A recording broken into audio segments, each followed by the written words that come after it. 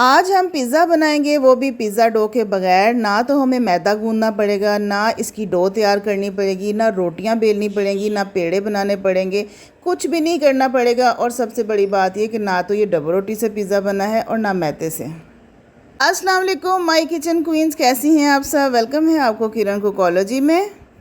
Instant tikka pizza کی recipe آج آپ کے ساتھ شیئر کروں گی، جو زیادہ سے زیادہ 10 منٹ کے اندر بن کر تیار ہو جائے گا اور مارکیٹ سے ملنے والے پیزے سے 100 گنا بہتر پیزا بن کر تیار ہوگا۔ اگر آپ کو پیزا بنانا مشکل لگتا ہے تو میری آج کی ریسپی آپ کے لیے ہے، تو چلیے سٹارٹ کر لیتے ہیں۔ یہاں پر میں نے لے لیا ہے چکن بون لیس، کیوبز میں کاٹ لیا تھا، 1 پاؤ کے قریب ہے۔ 1 چمچ میں نے اس میں لہسن ادرک ڈالا ہے اور جائیں گے اس میں 4 ٹیبل سپون دہی کے جائیں گے۔ بہت تھوڑی چیزیں اس میں شامل کروں گی۔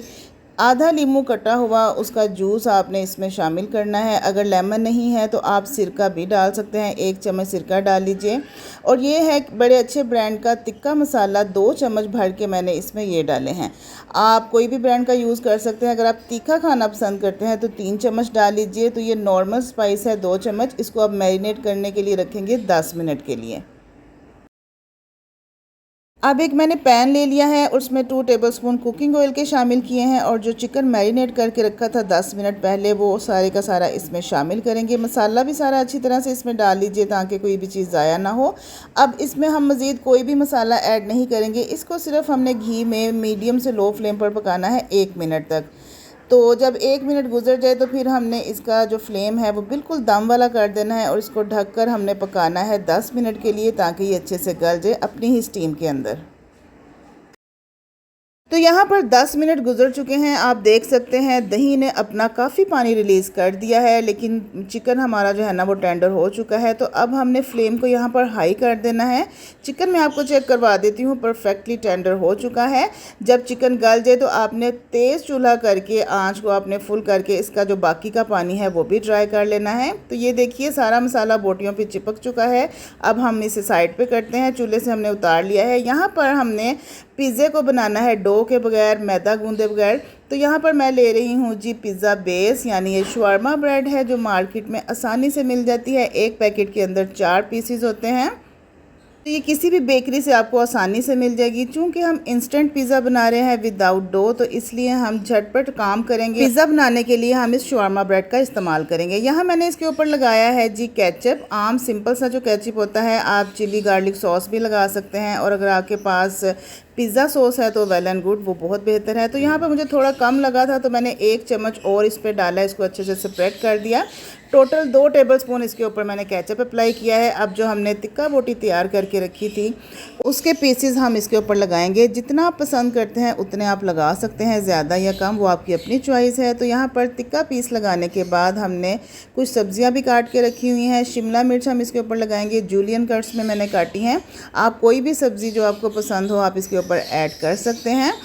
تو آپ چاہے سبزیوں کے سائز آپ کیوبز میں کاٹ لیں یا آپ لمبائی کے روپ میں کاٹ لیں، وہ آپ کی مرضی ہے۔ شملہ مرچ لگانے کے بعد کچھ ٹماٹر لگائیں گے۔ ٹماٹر بھی میں نے لمبائی میں کاٹے ہوئے ہیں۔ ٹماٹر اس کے اوپر لگانے کے بعد تھوڑا سا پیاز بھی میں نے کاٹ کے رکھا ہوا ہے، وہ بھی اس کے اوپر لگائیں گے۔ کہ آپ اپنی مرضی سے اس پیزے کو ڈیکوریٹ کر سکتے ہیں اپنی پسند کی سبزیوں کے ساتھ۔ آپ اس کے اوپر اولیوز بھی لگا سکتے ہیں۔ تو یہاں میرے پاس ہے موزریلا چیز شریڈ کی ہوئی، آپ اس کے اوپر کوئی سی بھی چیز لگا سکتے ہیں، چیڈر چیز بھی لگا سکتے ہیں، پیزا چیز بھی لگا سکتے ہیں، جو آپ کے پاس اویلیبل ہو۔ میرے پاس اس وقت گھر میں موزریلا چیز موجود تھی تو میں نے وہی اس کے اوپر لگا دی ہے۔ تو یہاں پر اگر آپ کو میری یہ انسٹنٹ پیزا کی ریسپی اچھی لگی ہے تو جلدی سے میرے چینل کو سبسکرائب کر دیجئے، میری ویڈیو کو لائک اور شیئر کیجئے۔ تو چلیے اب اس کو بیک کر لیتے ہیں۔ آپ اس کو اوون میں بھی بیک کر سکتے ہیں، مائکرو ویو میں بھی کر سکتے ہیں۔ اس کو صرف ہم نے کچھ سیکنڈز کے لیے بیک کرنا ہے۔ تو ہم نے نیچے توا رکھ لیا ہے اور اوپر ایک پین رکھ لیا ہے، اس کو ہلکا سا ہم نے گریس کیا ہے۔ اضافی جو آئل ہے وہ ہم نے ٹیشو سے صاف کر دیا ہے، زیادہ آئل نہیں لگانا۔ تو پیزے کو ہم رکھیں گے پین میں اور اس کو جسٹ ہیٹ دینی ہے تاکہ اس کی چیز میلٹ ہو جائے۔ کچھ سیکنڈز کے لیے اس کو کور کر دیں گے۔ تو یہاں پر 25 سے 30 سیکنڈ گزرنے کے بعد آپ دیکھیں چیز بڑے اچھے سے میلٹ ہو چکی ہے۔ چونکہ ہم نے نیچے توا رکھا تھا اس لیے اس کی بیس نیچے سے بالکل بھی نہیں جلی۔ مارکیٹ سے ملنے والے پیزے سے 100 گنا درجے سستا ہے، آسان ہے اور جھٹپٹ سے بننے والا ہے۔ بچوں کے لنچ باکس کے لیے آئیڈیل ریسیپی ہے۔ بچوں کے اسکول کے لنچ باکس کے لیے بنانا ہو تو رات کو ہی چکن کو آپ میرینیٹ کر کے رکھ سکتے ہیں۔ اس کے علاوہ آپ چکن کو رات کو بھی بھون کر رکھ سکتے ہیں اپنی آسانی کے لیے۔ صبح اٹھ کے جسٹ آپ نے پیزا بیس کے اوپر ان ساری چیزوں کو لگایا اور 30 سیکنڈ کے لیے اس کو بیک کر لیا ہے نا، آسان ترین ریسیپی۔ تو اگر آپ کو میری یہ انسٹنٹ پیزا کی ریسیپی اچھی لگی ہے تو میرے چینل کو سبسکرائب کر دیجئے، میرے ویڈیو کو لائک اور شیئر کیجئے اور ایک پیارا سا کمنٹ بھی دیجئے گا۔ دعاؤں میں یاد رکھیے گا، ملیں گے اپنی نیکسٹ ایکسائٹنگ ریسیپی کے لیے۔ تب تک کے لیے آپ نے اپنا ڈھیر سارا خیال رکھنا ہے، مجھے دعاؤں میں یاد رکھنا ہے۔ اجازت دیجئے، اللہ حافظ اینڈ بائے بائے۔